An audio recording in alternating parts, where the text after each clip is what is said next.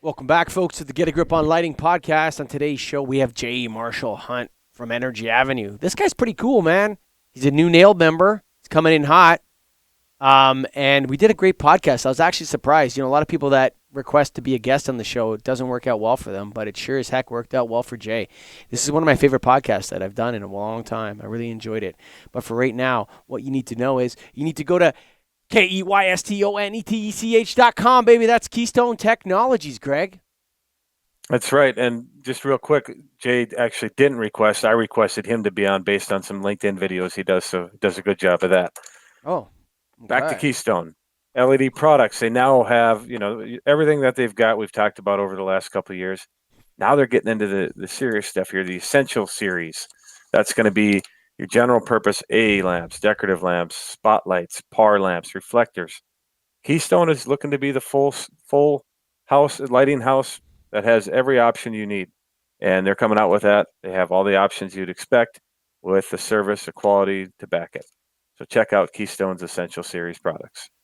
Do it, man. Go to KEYSTONETECH.com. Baby, that's KeystoneTech.com. And, of course, the National Association of Innovative Lighting Distributors. NAILD.org, baby. That's nail.org. Check us out. Come to our convention, April 19th to 22nd in Biloxi, Mississippi. Just go to the website, nail.org, and you'll find a little link. You can sign up right there. That's right. Go to nail.org. Check it out right now. But for right now, we got J. Marshall Hunt and Michael and Greg on the Get a Grip on Lighting podcast. J, the letter J, and he's Prince. And I'm the artist formerly known as Prince. No. Welcome to the Get a Grip on Lighting podcast, Jay. Yeah, thanks, guys. Thanks for having me. Big fan. Really love what you guys are doing in the industry. And it's been a goal of mine all year to get on an industry podcast. So really appreciate you guys helping me fulfill a goal of mine this year. So. For sure. And thank you for what you're doing. I love what you're doing on LinkedIn. You're breaking down videos, and it's some of it's lighting focused, some of it's business focused, sales, a lot of it's sales, which is the lifeblood of this industry.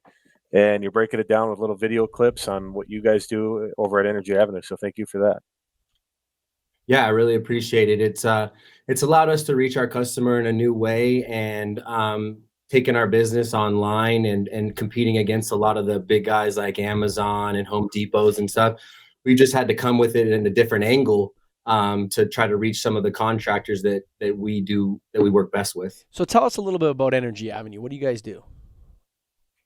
So we predominantly, focus on LED lighting and retrofitters, mid-tier contractors. Guys who are throwing up wall packs, doing retrofits in warehouses, parking lots, stuff like that. Mm-hmm. And do you have a warehouse? Is it all contract? Yeah. Well, so I'll tell you a little bit about the story. So my family's in wholesale distribution. We have the largest electrical wholesale distribution company here in Las Vegas, which is Nedco Supply. We've been in business for about 37 years here and locally here in Las Vegas, helping distribute and build this town for the last 37 years.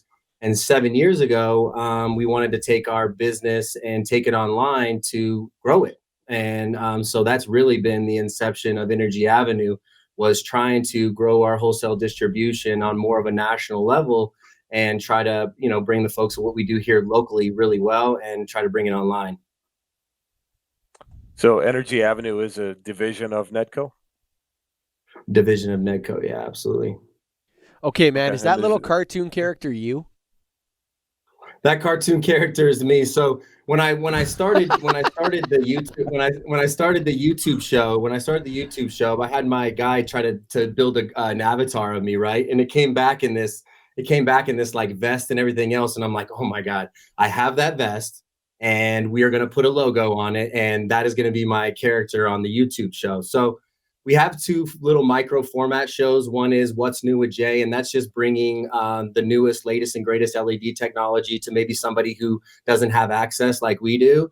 So that's just a little 4 to 5 minute segment, just kind of showing them, new stuff, because we're always getting new samples and stuff dropped off here. So I just said, hey, let's do a show and let's start putting ourselves out there and reaching our contractors in a new way.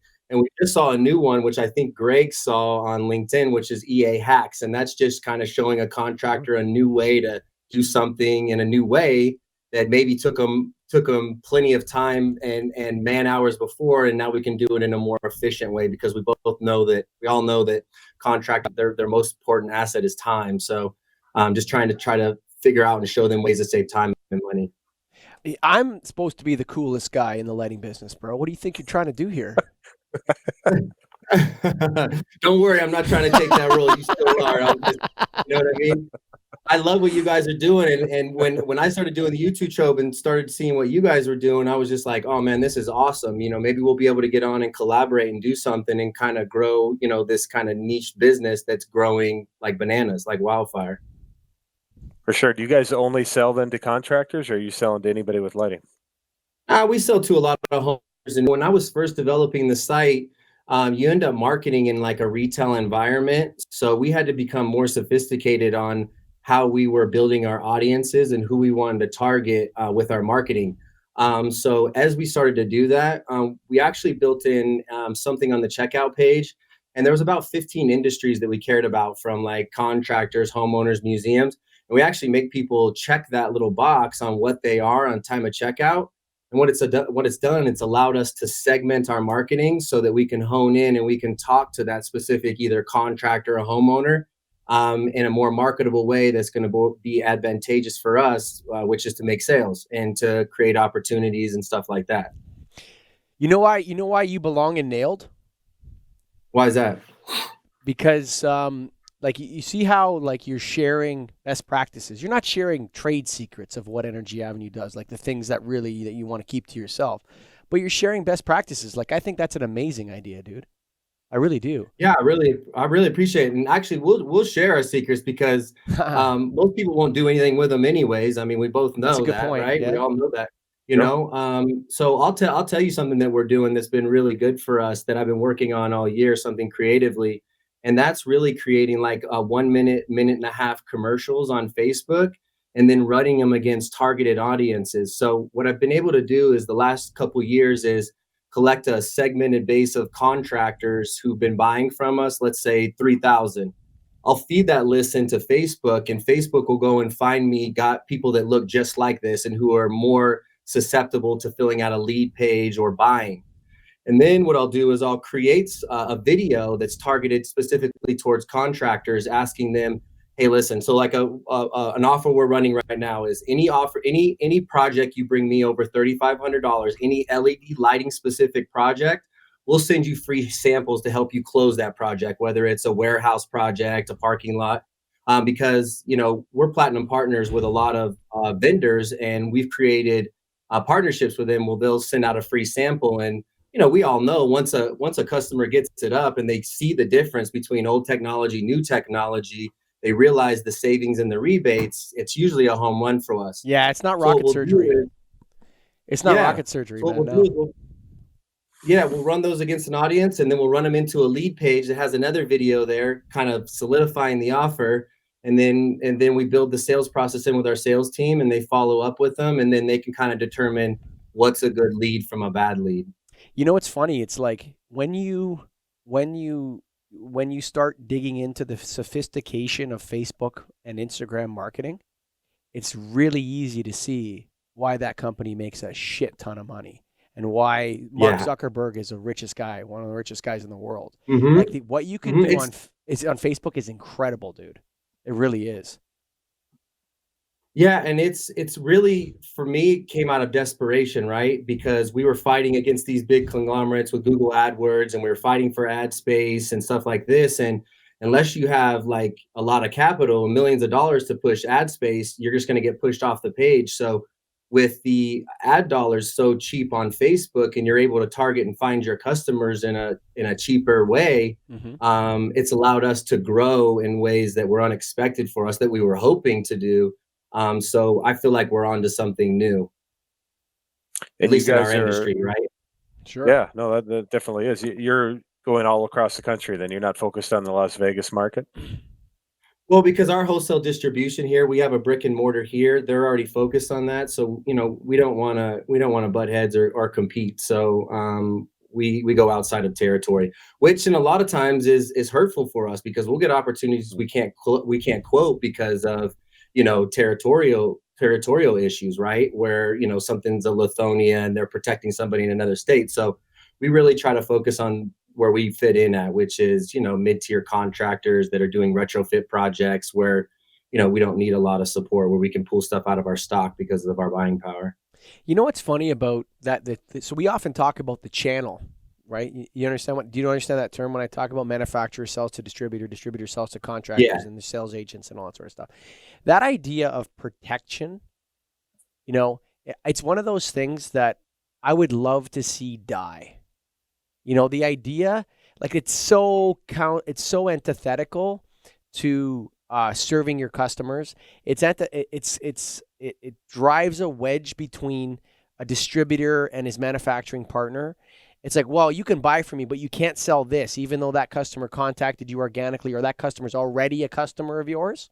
You're not allowed to sell that project to them because we're protecting this person over here so they can maximize the profit and charge the customer more. There's something to me that's offensive to who we're serving in that. Yeah, you know what? It's not eating on the vine, it's sucking at the tit. You know what I mean? I wish it was a vine. At least, it's like there's something to me offensive. There's something to me that is offensive in those business practices. And if the customer found out that was happening to them, right? You know what I mean? If they found out that, if you're like an engineering company and you're serving, an end user who's trying to renovate his building or he's trying to build a property and he's out there in the struggle and he's got all these expenses and he's trying to make it work, and the engineering company with a sales agency's on the side trying to maximize the price of some light fixture on him, I think that's disgusting to me, man. I'm sorry. I totally agree. No, I do. I totally agree. I totally agree. And because a lot of times we'll have the established relationship with them. We're working the job with him. Just because we're not there, then we just get totally blocked off from it. We're not able to quote it. And then our time's wasted. So a lot of times right now, we're just having to pass on those and, politely tell our customers that it's just going to get clogged up, and either you move to something else where we can help you out, or, we'll have to no bid it. And you know what? How many guys in the lighting industry, Greg, do we meet that are just value engineering projects for people? It's like, that's a huge segment. It's like, sure. What do you do? I get a spec from my customer who's a contractor or a builder or whatever, and I just value engineer it. So you're not winning when you're playing this game out there. People that are listening to this and they want to Culligan's such a dick because he's always saying all this stuff about the industry. There's a reason why we do protection, man. We're working hard here. We're trying to protect our thing. No, you're not, dude. That's not what's happening. You're trying to overcharge the client somehow for something by changing a letter in the code or some way that that this product's for this person and only that person. Charge fairly for your services. If you need a lighting designer or you're an engineer, charge for your engineering, charge for your services, and let the market deliver the products to the customers. How's that? Absolutely. Sorry, I'm hot on that. Yeah. So are you guys you're specifying a lot of lighting retrofits, or are you waiting for your contractor to go to a place and say, this is what I need, and come to you guys for that? No, so I mean, we have our day-to-day stuff that's coming in just through AdWords. We'll sell a lot of dimming solutions. We sell a lot of Lutron, right? That's more of in your retail environment. So we got our everyday stuff that we just get from the web. And then I got a whole sales team, cultivating and working on customers as they come in, because we get anywhere from 500 to 600 new customers a month. So we got to be able to filter through that data and find out who our core customer is, or you end up wasting a lot of time, or guys will send you on a rat race that's never going to win a job anyways, right? So that's where we really had to get really good at our sales process and customer out, how to maintain those relationships. So with the Facebook ads and bringing them into a lead page and collecting surveyed data too. So once I bring them into a landing page, I'll go through about 6 or 7 qualifying questions. You have a job right now. Is it a bid or a buy? Do you own your business? Right.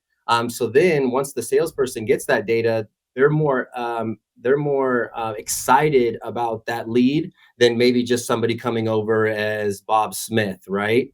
Now they know that this guy's a contractor, he has a job, they know what the project info is, and now it makes them excited to go after that lead. And that's kind of been our goal this year towards the end of the year, after it's taken us 11 months to build this thing and to get fine tune it. But No. that's Your goal was to be a guest on the Get a Grip on Lighting podcast. That you already said that. and listen, it totally was. It was to be recognized for my marketing efforts. And one of the caveats is I couldn't reach out to anybody. So Craig, really appreciate you guys inviting me on.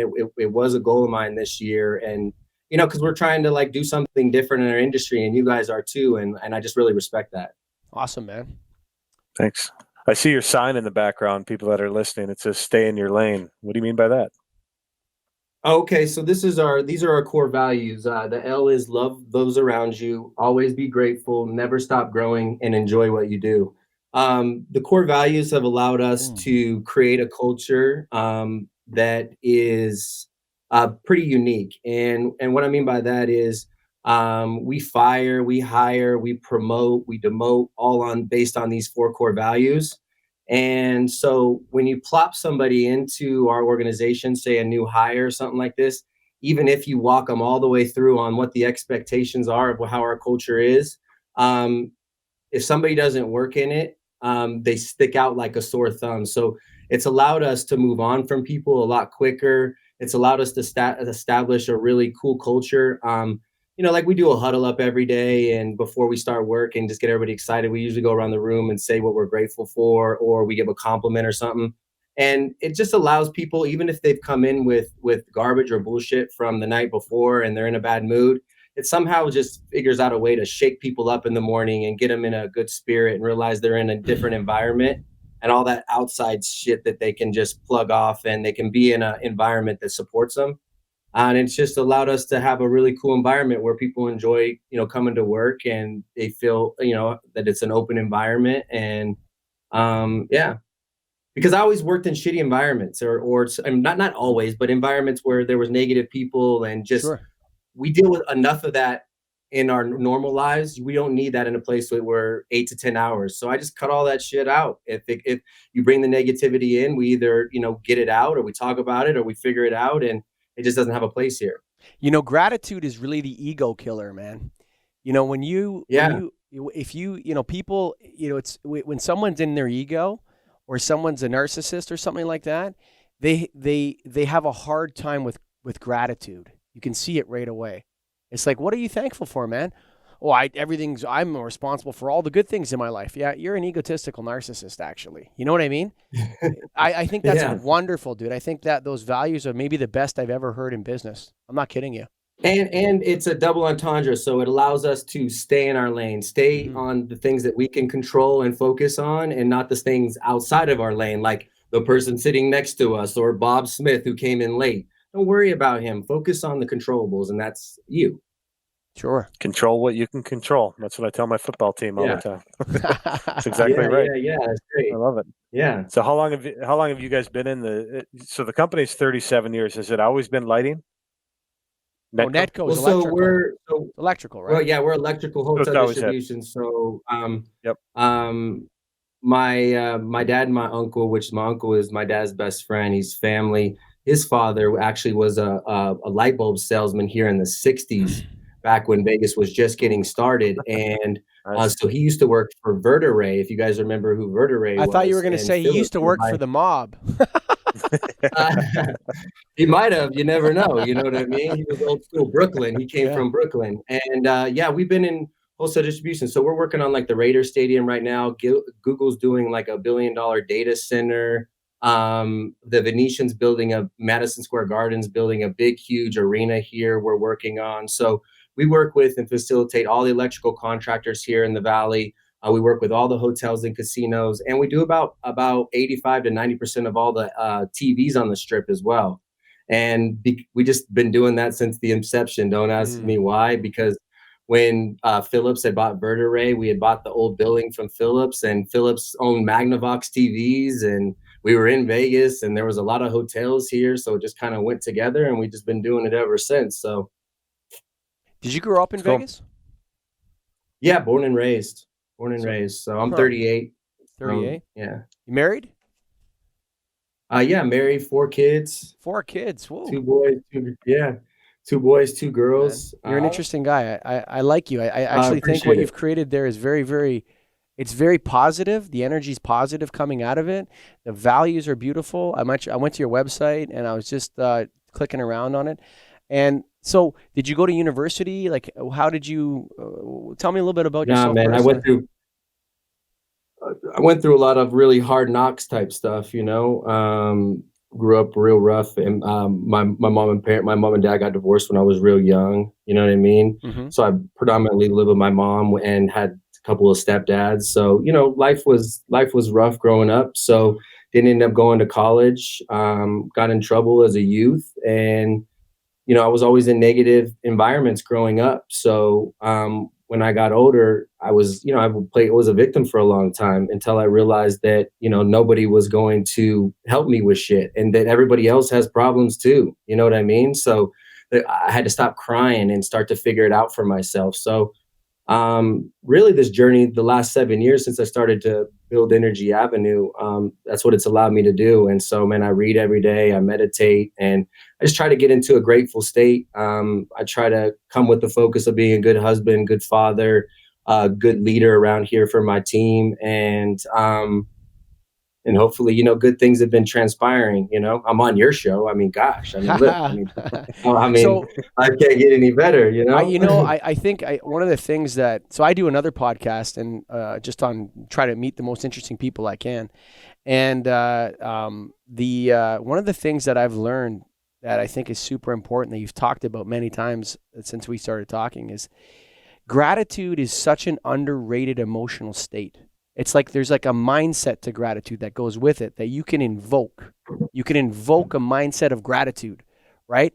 And when your life is dark and you feel like you're in the wrong place, or maybe you're invoking that victim archetype in your body, and you're acting out the victim, the life of the victim, that you're dangerous, man. You're a dangerous person when you're like that, you know? And gratitude is the antidote to that. If you can find a way to invoke gratitude, and the fact that you're doing it for your people is such a wonderful thing, dude.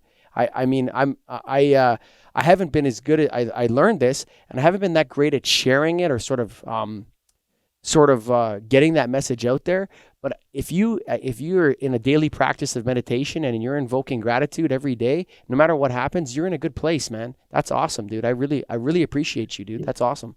Yeah, and sometimes, you know, when you're trying to invoke it yourself, it's all about consistency. So if you Mhm. can consistently try to do it, so with those morning huddle ups, at first they were weird, and then now everybody kind of look forwards to them every day, you know, Mm. and it just something about it when it starts every day, it just does something, and it just puts us into a good frame of mind. And like you said, it's totally a mindset type of thing, and Mhm. it's not something that's easily done right away, right? So some people maybe who are out there trying to practice, the more you practice it, it's just like anything else, the more comfortable you get. It's just like these podcasts. It's just like me. I was really nervous coming on today because Sure. you guys didn't let me prepare for anything. I didn't know what you were going to talk to me about. So I'm just now starting to feel comfortable with that. But you know, I feel grateful for being on here today. And you're right. Those simultaneously, those feelings can't both be in your mind at one point. You can't be angry or a victim or whatever and be grateful at the same Yeah, it exact pushes time. it out. It eliminates your Yeah. cognitive dissonance in a way. If you're confused about something, if you're upset about something, if your life is harsh or whatever, if you focus on what you're grateful for, your body language will change. Your tone in your voice will change. People will be more receptive to you. They'll want to hear what you're saying more. You'll become more successful. I mean, it's such an important thing that that is underestimated, or not even, maybe not even acknowledged in our society in a sense. Your meditative practice, you said you meditate every day. Tell me a little bit about that. Usually it's just a routine for me. So I'm a routine guy. So if I can get into a structure, the more success I usually have. And what I mean by that is being able to just kind of go from one thing to the next. I think when we start to get more responsibility and we have more and more things, you tend to like, oh my God, where do I go? What do I work on next? Right. And some of the creative stuff we're working on doesn't have an end in sight. Mm-hmm. So with my schedule and a routine, it allows me to just get centered and get focused. So usually I'll come into the office early, I'll read for 30, 40 minutes, and then I'll hop into a gratitude exercise, or I'll go over my goals before I get into meditation, just to get refocused on what am I really after? What are the things that I really want to achieve in life? And just keep continuing to remind myself every single day. And then usually I just get into, a meditative practice. And how I slip into meditation is usually I just start with gratitude and then just visions of the things that I want to accomplish. And usually I get into like a 10 or 15 minute, just kind of solemn, peaceful place. And I'm ready to go. I'm ready to hit the team. We get into our huddle up, and then, you know what I mean? It's interesting about how you talked about as your business grows or you become more. So I have a couple projects that don't have an end date that I'm working on here, that require an immense amount of creativity, but also commitment, and sort of like every day there's no massive fix. Every day it has to be pushed forward, like a little bit at a time and that sort of thing. And so what I wanted to ask you though about that is, you're talking about learning to delegate in a way by setting up a routine that makes space for calming down, for getting into the right place, and then being able to give that to your people. And then from there, because they're in that same place, or they're in a place where they're safe, and not the safe place stuff, but they're in a place where they can thrive and where they're feeling gratitude, you're then able to trust them in a sense. Does that make sense what I'm saying? I'm kind of reverse back. Absolutely. No, absolutely. No, absolutely. Because the more we can delegate, and I call delegate and elevate, the more we can grow, the more we can scale our businesses. Because the less empowering you do for your people, the less confident they're going to be when you give them projects or things that maybe seem out of their scope of work. So I always try to put my team in positions where, hey, you want to come in on an interview with this person with me? Hey, how about you take this project on? I've been doing this for a while, and just empowering people to do things, and then letting go and trusting them to be able to do it, and giving them an environment to make mistakes in that are going to be okay, and then coming back and training them properly how to do things. And that's something that we've practiced very diligently for the past 2 years. I mean, I train every Wednesday. In fact, when I'm done here, we're going to go through objections. We're going to go through role playing. We're going to go through opportunities with my sales team. And that's enabled me to take people who haven't been in this industry and then mold them into what I want to mold them into. Because I don't know if you guys deal with this, but a lot of people in our industry, I've been in one place for 18 years. So a lot of people in this industry, they hop around and they start to gain reputations. And I haven't been able to hire people because I've been trying to scale lately, and I haven't been able to find good people. And if I have found people, it's been people who have been bounced around, and I just don't want another person who bounces around. So, so the training has allowed us to take maybe a person who isn't in the lighting industry and be able to get them up and running in a shorter amount of time. That's and great. Not have to get people who've been bounced around. You said that you had a rough upbringing and that you were in a bad place for a while. So it's interesting, like, cause, I'm a pretty spiritual guy. Like people, I have, I don't know what that means really. I think you know what I mean when I say that Yeah. Do you understand what I'm saying? Right. I believe in absolutely that, in a different energy. Exactly. In the flows of energy in a sense. Right. And I know exactly what you mean by the floaters or the kind of industry. I didn't use a bad word here, but it kind of, there's an element to it of like industry whores, like people that jump from one company to another. There's nothing wrong with making a move in your industry if it makes sense for you. But I have young people out there listening to this. If you think the grass is always greener, you're being very, very naive. There's a two-way street here. It's like there's with the message, and I hate this term a lot, Jay, millennials. I don't like labeling people with a generational tag that tells them what they're like. I find that very offensive. If I was a millennial, I would be very offended by that, actually. That this is how you are. It's like, oh God, man, I'm an individual. You know what I mean? Exactly. I have my own struggle. But, if you're listening to this and you're buying into this idea that your workplace has to be delivering you something. And yes, it does. It has to be giving you a paycheck. And yeah, you have to be learning. And you get caught up in this idea that you can, by moving companies, and I'm not saying there's nothing wrong with going to work at Premier Lighting because Greg's a great boss. There's nothing wrong with working in it. And if you get an opportunity to work for Jay at Energy Avenue, do it. I'm not saying that. There is great companies out there. But if you're constantly being tricked by recruiters or other people like this, that everything's going to be so much better when you get over here because you're going to get $10,000 more. And then that turns into a cycle for some people. And you look at their resumes and it's filled with 9 months to year and a half stints at different places. Yeah, I would just say, man, don't base your decisions based around money. I mean, for me, everything boils down for happiness for me and where I'm at individually. Because if I'm good and I'm happy and I'm in a good, positive place, I mean, what does money really matter, right? And I mean, you could be making a ton of money, but be miserable 8 to 10 hours a day. And I mean, what's the trade-off here? What are we trading? And for me, there's just no amount of money you can put on being happy and being in a place to where you're feeling good and energy's good and you can feel like a place where you can grow, right? Not just professionally, but personally as well. And that's what we always say. This is a place where you can not only grow professionally, but we're going to push you personally as well. We're going to keep you accountable. We're all going to be accountable for our emotions. Even the leaders will be accountable for the things that we bring to the table. That's the place that I choose that we want to work in today, in an environment that we want to work in. And we want to help people develop personally too, if they're open for it, with setting goals and trying to achieve their best place. Everybody has an accountability partner here, just following in with them every month. Hey, what are you doing on your goals? We usually at the beginning of the year, we set one personal goal, one professional goal, and one adventure. So, and we try to push people to go on, trips and stuff, and enjoy yourself, enjoy life. It's not all about work, man. Well, I'm coming to work for Jay in Las Vegas. Jay, you hiring? Yeah. But when we're in between these lines, we're grinding, man. I don't want to get it twisted between I'm not joking. I mean? Yeah. I'm just throwing you a compliment. We work hard.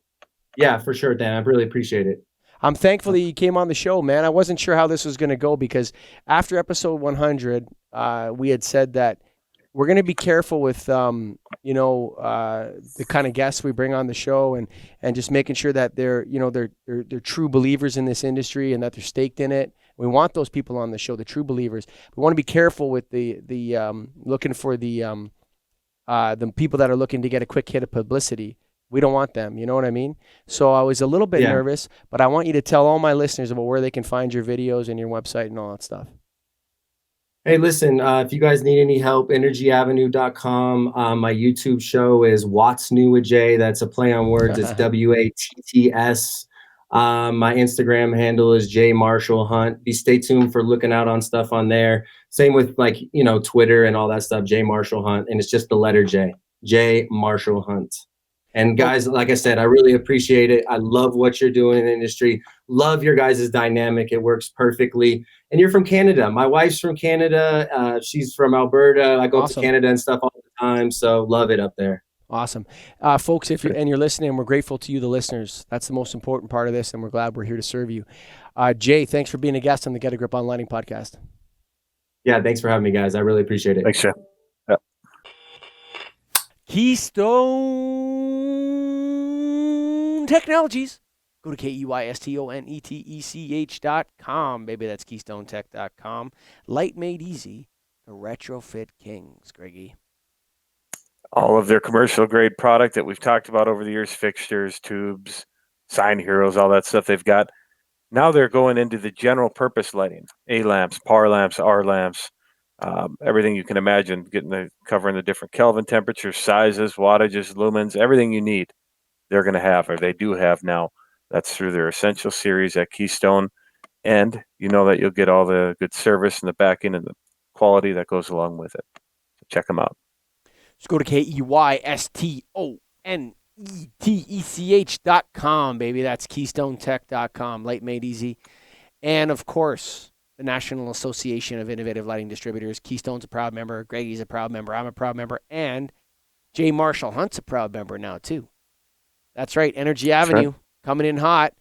Folks, check us out. Go to our website, NAILD.org. Sign up for our convention in Biloxi, Mississippi, April 19th to 22nd. You know it. We did it. We're going to put it on, and it's going to be fun. That's right. It's going to be fun because it's with Get a Grip Online. He's going to be there. We're going to be live streaming. We're going to be learning about lighting, everything. And Greg, that was fun with Jay Marshall Hunt, man. Jay's a good guy. Yeah, he is great. And I've mentioned before, but I see a lot of his LinkedIn videos, and he has a lot of cool, unique ideas that he's throwing out there as marketing, and something worth checking out for sure. Yeah, so check him out on LinkedIn. Friend him. He'll friend you back for sure. Lots of love coming out of Jay Marshall Hunt and Energy Avenue out of Las Vegas. Folks, without you, the listener, the light bulb dork that listens to this show, we love you guys, man. You're the best. And you gals. We love all you guys. Nothing but love coming from our hearts to you. We're very grateful. Thank you so much. Ciao for now. Thanks, dorks.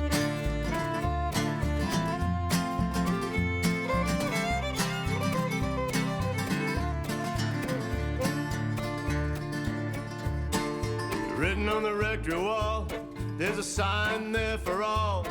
If you are lost, Lord is there to find you.